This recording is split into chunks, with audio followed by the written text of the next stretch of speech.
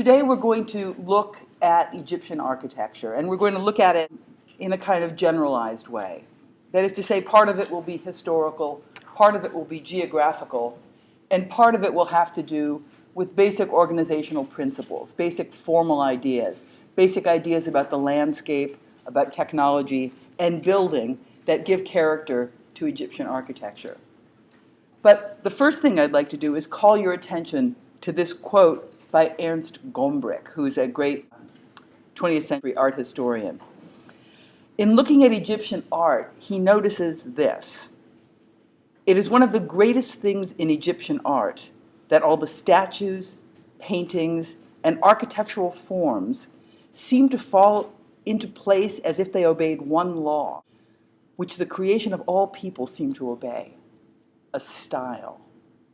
Now, Gombrich is talking about a period of over 3,000 years of an architecture following the same stylistic principles. If you think about the way style moves around nowadays, about how quickly things go into style and out of style, it's amazing. I mean, back in the 1980s, you would look at a building, I don't know, by Michael Graves with columns shaped like the Disney dwarfs, and you would say, cutting edge, avant-garde, very serious. If you were to see the same building now, you would think, yikes, what were people thinking? How could they ever do that? And I have to say, even now, when you look at certain Frank Gehry buildings, a little bit after the heyday of the swirly, brilliantly colored metals, you think, boy, this is a real period piece. It keeps going, that architecture is eclipsed. Style is consumed, and new styles, new brands, new images are presented and equally quickly consumed and discarded. And when Gombrich was writing this, let's say mid-20th century, this condition was already going on. Style was already something that was so unstable. And so he looked back at something like Egyptian architecture and thought, why can't we do this now? And one response that people in the 20th century had to this desire for a true style, which could represent the cultural and social aspirations of a people, was to search for that style. I don't know if any of you have ever heard the term international style. Does that ring a bell? International style is more or less glass box architecture. You take a rectilinear prism, you clad it in glass. This is the style. This is the international style. A style that transcends place, a style that transcends time, a style expressive of the culture. And of course, by now it's a period piece. You look at that and you see it with the same kind of historical frame that you would see the Disney dwarf columns in a Michael Graves building or the swirly metal in a Frank Gehry building. But in Egypt, for thousands and thousands of years, a style obtained and gave character to all the works of art and architecture. And that's kind of amazing. Just to situate Egypt on the map. Here it is. And here's Ur, where we saw our friend, the great ziggurat. This is the Mediterranean. And Egypt is organized in a linear fashion along the Nile River. This is probably no big surprise to any of you. But it's an unusual shape for a country to have. Because unlike, I don't know, say Ohio, which extends across plains, prairies, this is a linear civilization that clusters along the fertile edge of the Nile River. And in fact, the farther you move away from the Nile, the more hostile the environment is. You have these extensive deserts where no farming can happen. Two great kingdoms emerged in the prehistory of Egypt. Lower Egypt, the delta of the Nile, where it spills into the Mediterranean and becomes fan-shaped, delta-shaped, and Upper Egypt, toward the source of the Nile, up toward Nubia. And so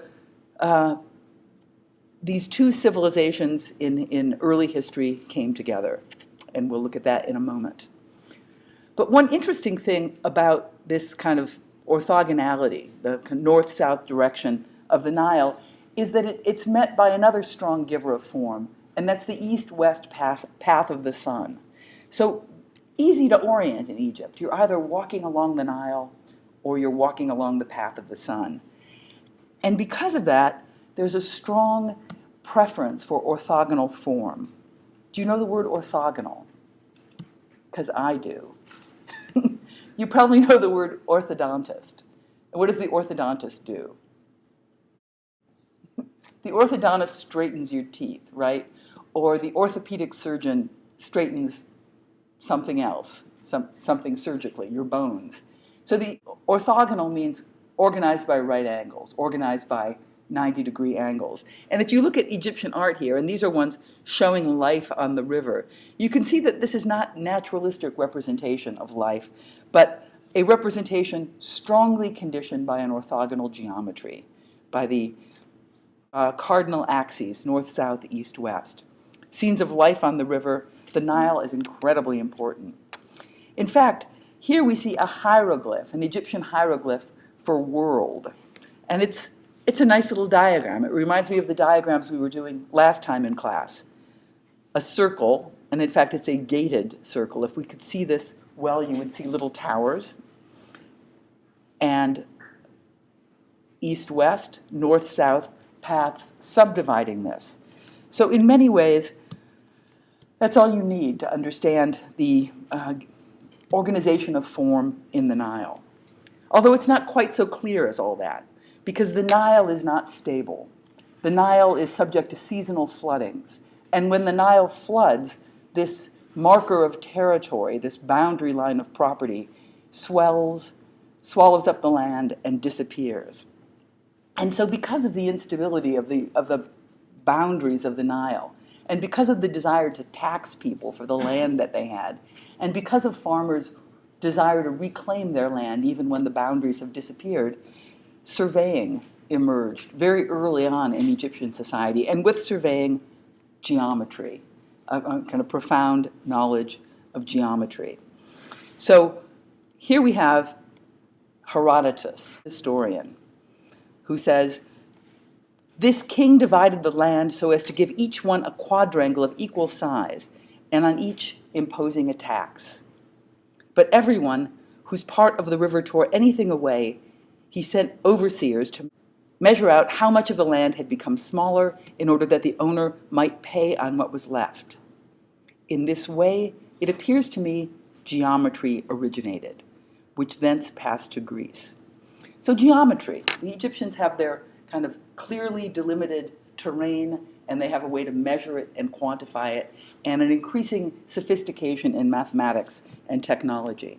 In fact, the word geometry itself, if you break it into its constituent parts, geo and metry, is earth measure.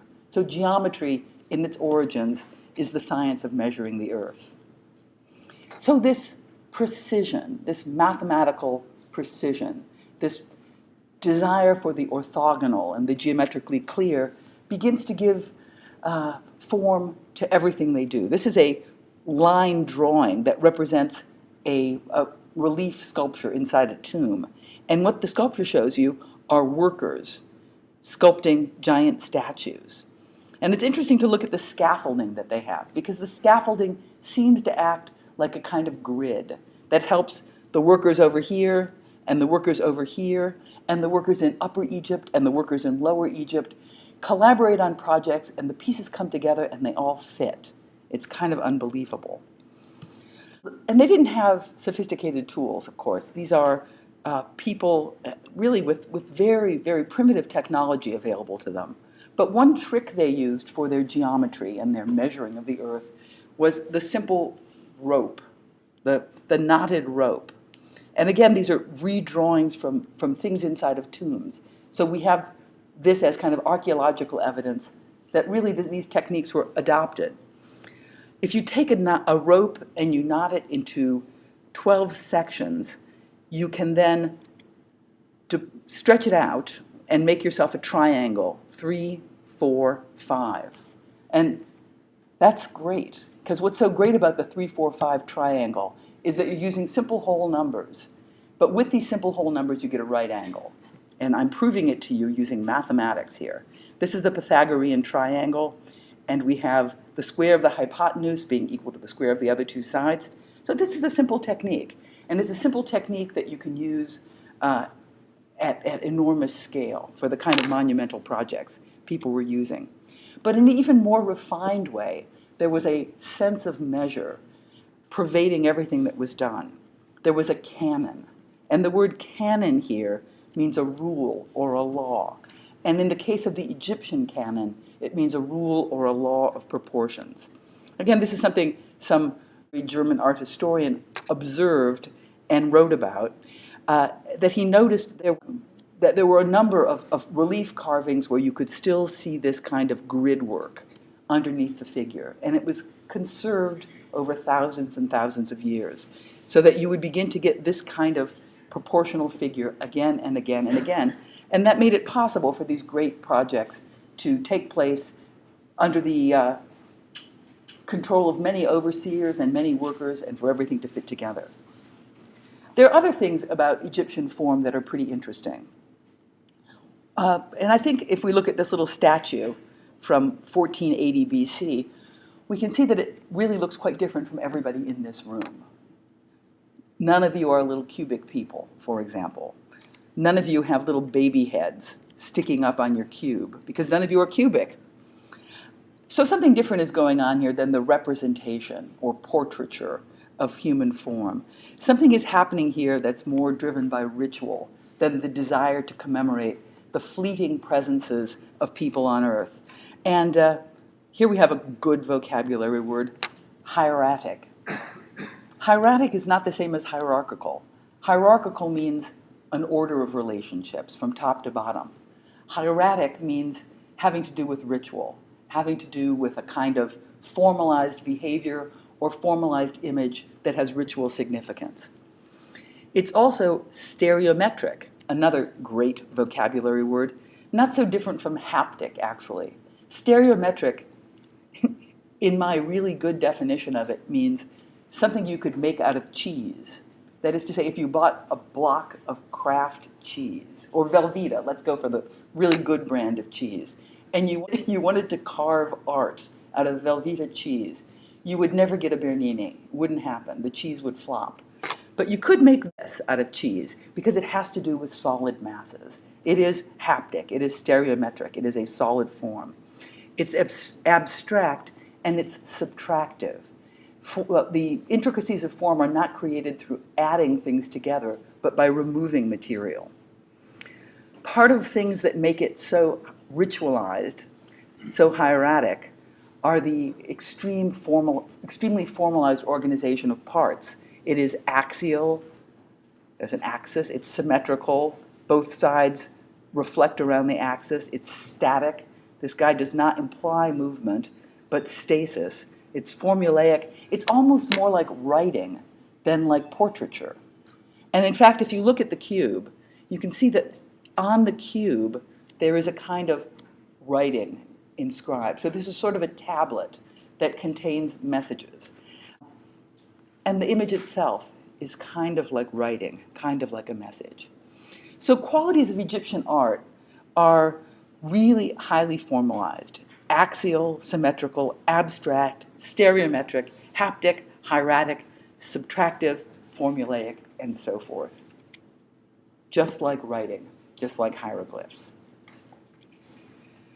We look at hieroglyphs and we think, how is it that they're not pictures? How can we know that the hieroglyphs are actually telling us something? And one reason we have that information is that this astonishing artifact was uncovered in 1799. It's called the Rosetta Stone. And it has 3 different languages. On top, I believe it has hieroglyphics. In the middle, it has Demotic, which is a kind of shorthand hieroglyphic way of writing Greek. And in the bottom, there is classical Greek.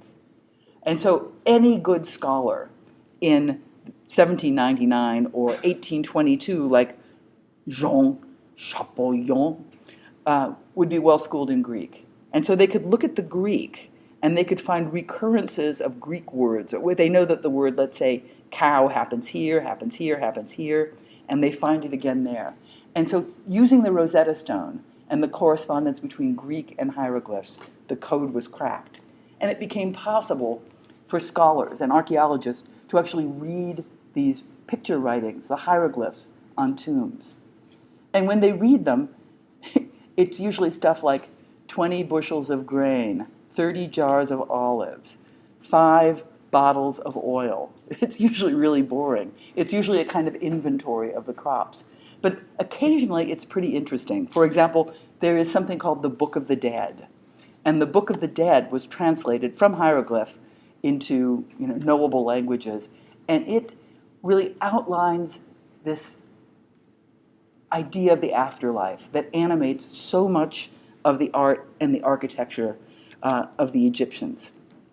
It has to do with the notion of preserving a vessel that the spirit can reanimate.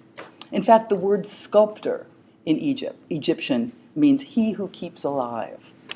So here we see our statue that we looked at before from 1480 BC, and here we see a 5th dynasty statue of Ranifer. Let's say that's about 2500 BC. But they're more or less the same. It's the same little hairdo. It's the same preference for stereotomy. It's the same severe motionless geometry. You see this striding pose. So there's a suggestion of movement, but it's not real movement. In fact, this leg is about 5 inches longer than this leg. But it's a conventionalized pose, and we see it again and again. These are figures moving forward, moving into the afterlife. Here we see statues of a couple of Old Kingdom pharaohs, Khafre and Menkaure. Notice in parentheses I have Khephren and Mycerinus. This will make you nuts. The pharaohs are frequently known by 2 names. There's the Greek name, which had been conventionally used, let's say, through most of the 20th century and before. And then there's the Egyptian name, which people are increasingly using because that's the real name. So Khafre is also Khephren, Menkaure is also Mycerinus. Good luck with that. They're both easy to remember. You'll have no trouble with any of them. Either one will be fine for the purposes of this course. Look again at the posture, the impassive expression of the face, the clenched arm at the side. And look at this work by Mr. Picasso, Demoiselle d'Avignon, from 1906, one of Picasso's most famous paintings, really a painting that launched Cubism, that defined the moment at which Picasso moved away from a more traditional kind of image making toward Cubism. And you see this guy over here, or this lady over here, who very much reprises the basic posture of an Egyptian statue. Here's a little striding Egyptian guy. The rigid emergence from material that we see here, and the adherence to the material in the Egyptian statue.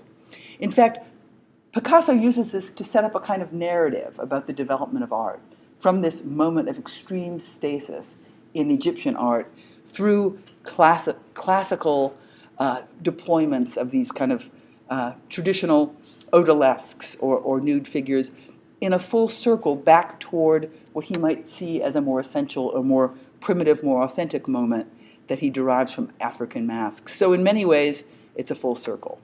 If we talk about this long arc of history, from the oldest moment of Egyptian history forward toward the end of Egyptian history, we have more or less 3,000 years of continuous style, but it breaks into 3 more or less clear periods: Old Kingdom, Middle Kingdom, and New Kingdom, with a couple of periods of pre-dynastic and intermediate periods in between.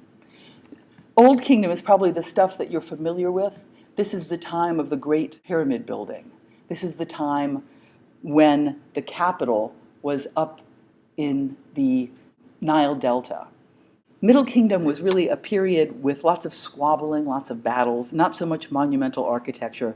But in the New Kingdom, there was a new flourishing of pharaonic power, partly because one pharaoh, Ramses II, lived and ruled for 60 years, which is a tremendously long time to rule.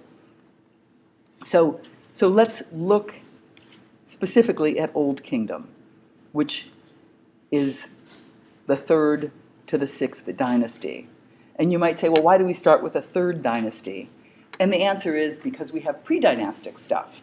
And so the first pharaoh we can identify is King Narmer.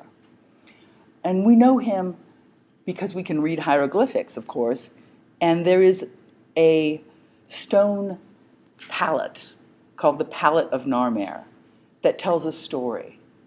And the story that's told by the Palette of Narmer has to do with the unification of the 2 Egypts, Upper and Lower Egypt. If you look at the image here, you see Pointy Hat Man holding a stick or a staff and subjugating the man who's on his knees. People are swimming below. Horus falcons, various gods are overseeing the whole operation. And we know who these people are specifically because their headdresses are associated with Upper Kingdom and Lower Kingdom. So Pointy Hat Guy is wearing the crown of Upper Egypt, and the other man is wearing the crown of Lower Egypt.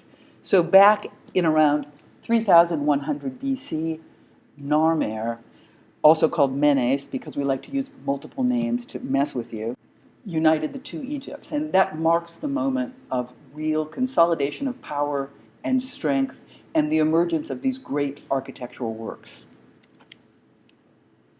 We'd mentioned before, when we were talking about translating hieroglyphics, that one text that has come down to us is this Book of the Dead, and that really much of Egyptian architecture, much of Egyptian art making, the production of cultural artifacts that are preserved have to do with funerary architecture and funerary art.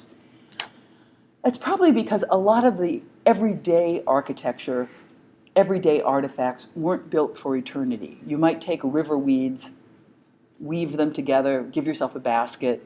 You might take the same kind of, I don't know, papyrus shafts, weave them together, make yourself a little hut. And these things decay, these things get swallowed up by the flooding Nile, and new ones take place. But when you are building something to last forever, you make a big effort to build it out of permanent materials. Hence the baked brick and stone-clad funerary architecture, which, and you might even say, hence the mummy, right? You're taking the body and you're finding some way to take the transience and the ephemerality of human flesh and preserve it the same way that stone preserves shelter that would have otherwise been made of decaying materials. So the earliest kind of tombs we have for the Egyptians are called mastabas, and that's the same word as the Egyptian word for table or bench. You know what a bench looks like, so these are flat-roofed things. But already in the 3rd dynasty, the ambitions increase under the patronage of King Zoser, and he begins to build for himself a pyramid. We'll look at that in a moment. Let's just say a few more words about mummies, because you don't always get to talk about mummies, for heaven's sakes. The body is preserved in this kind of ghoulish manner. And the reason you need the body is that the Egyptian idea about the being is that it has 3 entities: the Ka, the Ba, and the Ah. And the Ka is the spirit, the kind of animated spirit. The Ba is the soul, and the Ah is the reunification of these 2 elements that happens after death. So you need to have a vessel that can be the shelter, the new home for the body. And you make the mummy, but you also make statues as kind of backup mummies. So mummification, you all want to know, is a long process, but it's really ideal for Egypt because it's such a dry climate that you can get the kind of desiccation, the drying out that you need. If you were trying to make mummies someplace like Scotland, it would never happen because it would be too wet. But you remove the organs, you put them in canopic jars, special jars, and you dry the body in salt, and then you wrap it in bandages. Hundreds of yards of bandages. You put little trinkets and jewels and coins inside the bandages so that when the body is reanimated in the afterlife, it will be able to buy favor. Now, would you think that only really important people get mummified? I don't think so. I think you could mummify your cat if you want to. These are cat mummies at the Louvre, which are some of my favorites. You can also see cat mummies at the British Museum. And many years ago, let's say many years ago, I was in Egypt in the 1970s, long before you guys were even close to being born. And I had this guide take me on a mule across the Valley of the Kings. And he was an old man, and he claimed to have been with Howard Carter when the tomb of King Tut was found. And he was full of all kinds of anecdotes. You know, oh, Carter, funny guy, King Tut, lots of gold. Things that I could have said, actually. But he also said, and I don't know where he got this, I have no authentication of this, that when the railroads came into Egypt, there was no fuel. That you couldn't cut down trees and stoke the engines because there were no trees. You couldn't mine coal and stoke the engines because there was no coal. So the abundant source of burnable fuel, according to Ahmed, the mule driver, was mummies. That you had all these minor tombs of minor nobles, and you just threw them in the train and off you went. Who knows? Cat mummies, however. And along with, let's say, a royal burial, you might have lots and lots of grave goods. These are canopic jars that hold the internal organs. These are little servants, so that if in the afterlife, let's say Osiris, god of the dead, says, I would like you, Pharaoh, to perform this menial task, the Pharaoh can look at his little helpers and say, you do it for me. So enough of that. Let's look at some mastabas. These are the bench-like tombs, and you see that they're flat, box-like things, haptic solids with little chambers inside. Here's a plan. So you can see that here's a little chamber where there might be a place to offer place offerings, but beyond that chamber, there's a subterranean shaft that leads to the actual resting place of the tomb. So here's the shaft, here's the tomb, etc. With the idea of mastaba, we come to another important vocabulary word, and that word is type. And associated with type is typology. These aren't specific to Egyptian art and architecture, but they're words that architects use all the time. Because one of the big tasks in architecture is how can you make something as mute as built form carry meaning and be legible and understandable. And one way is through type. So a type is a class or a group of buildings distinguished by shared formal characteristics and derived from the same historical source. So in Egypt, anybody seeing a mastaba would say, huh, dead person there, I know what's going on. Typology is the study of types and formal organizations. And for the purposes of architecture, you can use typology to connect to this body of historically embedded meanings and tweak them toward your own ends. So here we can see a kind of transformation of the type of mastaba into the type of pyramid. Here's our little basic bench-like mastaba. And already here, this is the step pyramid of Zoser, 3rd dynasty king.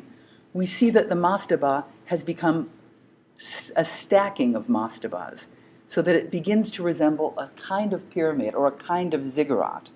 It's an easy shift from this to this, and it's also an easy shift from the step pyramid of Zoser to one of the classical Giza pyramids, where it really is this kind of tapered geometry.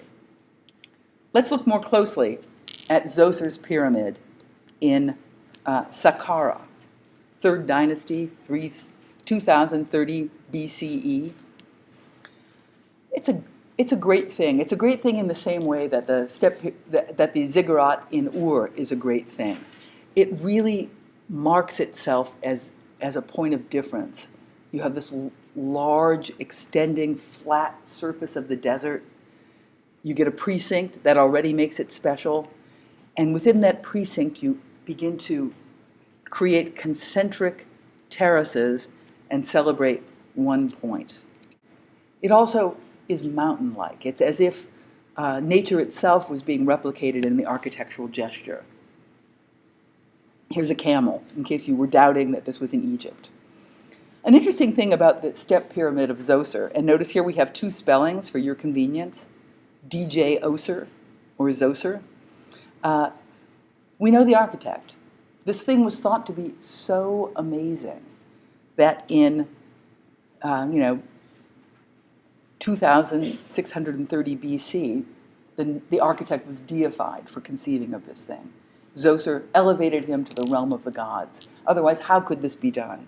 So we have a couple of names of architects that are preserved to us from Egypt, and that's kind of amazing, because we don't have that many specific historical facts. When we look at the Zoser complex, the thing we notice first, of course, is this giant step pyramid. But there are festival courtyards in the precinct, down in through here, all of these little buildings with the pyramid being in the center. And the festival courtyards are very interesting to look at. And one reason they're interesting is how they are articulated. And this word articulation is a vocabulary word that you will be hearing again and again in studio as well as in architectural history classes. Articulation means a method of clarifying the relationship of parts to the whole. So when we look at these sheds or these pavilions, we see a series of verticals that begin to create a system of bays. A bay, simply B-A-Y, is the space between two columns. And so instead of saying this is one big lump, we can say this is 4 bays. It's been articulated. But the method by which these things have been articulated is mimetic of nature. But mimesis is imitation. And the forms in Saqqara at the Hebsed court, Hebsed is a festival, are all derived from river weeds, derived from these ephemeral grasses that would have been used in ordinary architectural construction. So there's some kind of idea here of preserving the body of the architecture in the same way that the mummy preserves the body of the human, petrifying the ephemeral and making it last forever. Ephemeral, by the way, means something that's very short-lived, here for a moment and then decays. So these are some of the column capitals that you get in Egyptian architecture. And they pick up on these forms like the lotus and the papyrus that would grow along the banks of the delta. These are some images of papyrus from frescoes inside of tombs. And you can see the flaring of the papyrus and the flaring of the papyrus column capitals are not so different. We also begin to see a constructional system that's a little bit more sophisticated than taking lumps of heavy stuff and stacking them up, which is maybe what's going on in Ur with the ziggurat and maybe what's going on in the step pyramid of Zoser, and that is trabeation. Trabeation is another word for post and beam architecture. So for trabeation, what you need are some vertical supports and some horizontal things to span. And that's simple, that's easy. That's what you did with blocks when you were a little kid. So it's a kind of intuitive thing to do. But the tricky thing with trabeation is, what are your materials? What can you use? And we've already mentioned, when we were talking about burning mummies to keep the trains running, that there really, even by this point, even by 3rd Dynasty Egypt, not so many trees. So you can't make a truss, or you can't use a wooden beam. So what are you going to use to span? And what you're going to use to span is stone. So Egyptian architecture uses stone beams, or lintel, L-I-N-T-E-L, to span. And that is not a great material for making a beam, because stone is brittle. I have here a piece of chalk. Chalk is calcium. Calcium is stone. I need a demonstrator. Sir, will you come here and see if you can break the chalk? I don't think he can. It's stone. Try it. Oh my God. It's like a Superman in the class. It snapped right in half. Wait, you're not done yet. Yeah. Push down on this and try to break it. Weakling, pathetic guy. So you see that stone is incredibly good in compression, but incredibly bad in tension, which is what you have with a beam. So because of that, you get a very narrow spacing in Egyptian architecture between the columns because you're spanning with stone. This is one of the little Hepsed huts in the Saqqara complex, and you can see this kind of elaborate system of trabeation that recalls the weaving together of reeds of a river hut. And right down here on the bottom, I've given you a river hut in case you're wondering what a river hut might look like. We spoke about the mastaba as a type and how that type transformed over time and finally gave us the pyramid. And the pyramid, too, had various incarnations. So this is Zoser's pyramid that we've seen before. This is the bent pyramid of Sneferu in Dashur.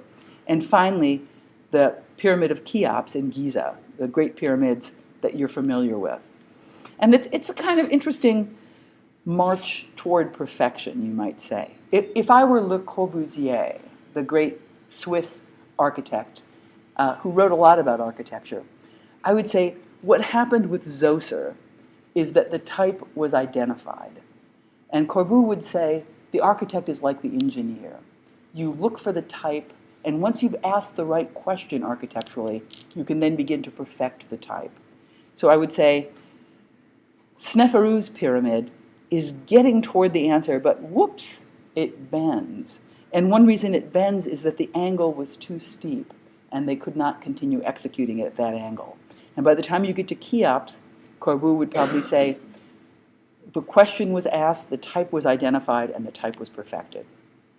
I like Sneferu's the best, though. There's something so sweet about the bent pyramid, so kind of ambitious and goofy at the same time. Let's look at Giza for a moment, because I'm sure Giza is the stuff that you guys are yearning to hear about. We have the three great pyramids in Giza, the Cheops pyramid, the Khifren pyramid, and the Mycerinus pyramid, also known as Khufu, Khafre, and Menkaure. This is 4th dynasty Egypt. And this is just on the outskirts of Cairo. If any of you ever go to Egypt, you would be crazy not to go take a look at all of this stuff. These are giant things. These are 760 feet tall, the Khafre pyramid, which is the Great Pyramid. 760 feet tall is enormous. That's like 75-story building. Ridiculous. And you have to say, how was this possible? How was it possible to build this kind of stuff? And in part, you have an absolute monarch in the person of the pharaoh. So you can conscript and enslave as many people as you want. But in part, it was really strategic and clever, because you don't want to conscript everybody. You need the agricultural workers to continue producing food. You also want to keep them busy when the Nile is flooded. You do not want the agricultural workers to start thinking about how much they're being taxed and how they could have a rebellion. So during the time that the Nile was flooded, many of these people who would otherwise be idle were brought aboard for the project of building these things. Also, the flooding of the Nile made it more convenient to transport stone to the construction site. And you have the pyramids. Fabulous. So this is Khufu. And if we look at the temple here, let's look at the Khifren or Khafre temple over here. We have some interesting ancillary buildings. In fact, all of them have interesting ancillary buildings. These are a lot of mastabas and some queen baby pyramids. The nobles liked to be buried in these pharaonic complexes because the idea was if anybody is going to have a lovely time and a smooth voyage to the afterlife, it would be the pharaoh. And if you could be buried near the pharaoh, he'll probably bring you along because you're a good cook, or you are a good bookkeeper, or you're a good architect, or something like that. So we have all of these mastabas, minor noble tombs, but here we also see remnants of something quite particular. This is a valley temple. And the valley temple has to do with this kind of procession, this movement from this is a causeway, sorry, and the valley temple is down here, where the body is mummified, where the corpse is prepared. and then it makes its way processionally up to the pyramid and is subsequently entombed. So although we think about the Egyptian pyramids as these great haptic objects, these landscape-like artificial mountains, if we look at the whole complex, we begin to see something more spatial, something more processional. We also see the Sphinx. Here's the Sphinx. Just to give you a sense of the scale, this is the Great Pyramid in Giza.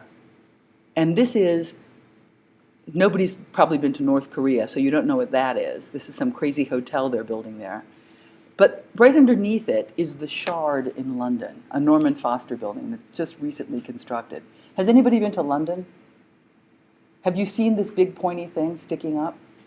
It's giant, right? It is a huge thing. You see it from all over London. You can't believe how big it is. Built by the most sophisticated technology available in the 21st century. This is this thing built 3,000 years ago, or 4,000 years ago. Kind of unbelievable. And again, we've seen that. There are all these kind of funny subterranean passageways. Like the mastaba, the actual burial chamber is underground. But by the time they're building the great tombs in Giza, they're already making fake entryways because these tombs are getting robbed like crazy. And they have to figure out ways to trick the thieves. In fact, all the great Old Kingdom tombs that we've discovered so far have been robbed multiple times. So next time, we will be talking about Middle and New Kingdom Egyptian art and architecture. Today we're going to look at Egyptian architecture, and we're going to look at it in a kind of generalized way. That is to say, part of it will be historical, part of it will be geographical, and part of it will have to do with basic organizational principles, basic formal ideas, basic ideas about the landscape, about technology, and building that give character to Egyptian architecture. But the first thing I'd like to do is call your attention to this quote by Ernst Gombrich, who's a great 20th century art historian.